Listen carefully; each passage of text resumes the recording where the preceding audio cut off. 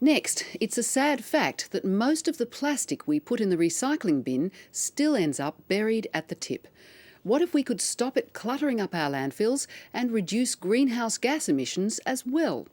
That's what one visionary scientist asked herself, and she thinks she's found an answer, turning plastic into steel.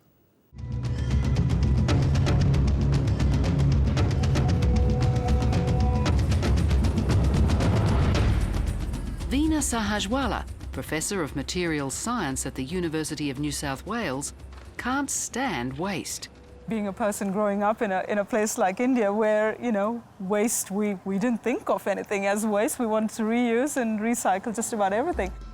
She's particularly bothered by plastic. We devour over 1 million tonnes each year in Australia.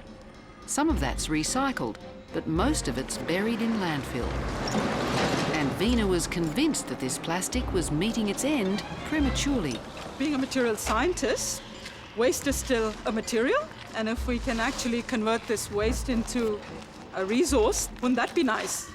Which is how she came up with an ingenious idea, using waste plastic to make, of all things, steel.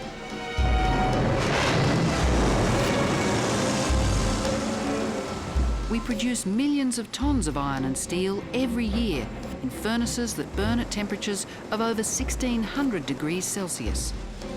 It seems like the last place you'd expect to find a use for plastic waste. But plastic has something in it that's vital for making iron and steel. Something that makes it strong, so we can build everything from steel cans to huge bridges. Carbon. This is some of the material that you're... Yeah, this is what we call our nut coke pile. Yeah. Right now, most mills get their carbon from adding coal. You need roughly half a tonne of coal to make 1 tonne of steel. But plastic is also rich in carbon, and Veena wondered if she could use plastic to replace some of the coal, and in doing so turn a waste material into a resource. So if we're looking at waste plastics, which is another form of carbon, if we can demonstrate that that can be used successfully, and that's got a huge impact, yeah. Inspired by some early Japanese research, Veena set to work in her lab to find out exactly how plastic would fare inside these fiery furnaces. Her team grinds up plastic and combines it with varying amounts of coal. Karina, what we're going to do is we're actually going to be feeding in our plastic sample in there. And the idea is we want to be able to inject it into this furnace here. Yes. Have a look at what comes out the other end. That's right. So effectively, it's like having the snapshot of what the sample would actually be when it enters into the real furnace. And so far, so good. The coal and plastic mix is proving to be a great source of carbon in the furnace. In theory, it shouldn't produce any noxious gases at these extremely high temperatures, and what's more, could result in less carbon dioxide than coal alone, and that means less greenhouse gas. But the lab work is just the beginning. Veena's next step is to try and convince industry.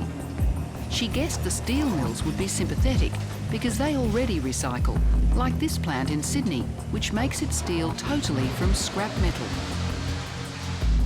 But the steel mill's main concern is that using plastic shouldn't upset production. Any modifications we do are based on sound business sense, so if there's commercial advantage to us and also environmental advantage, then yes, we'd do it.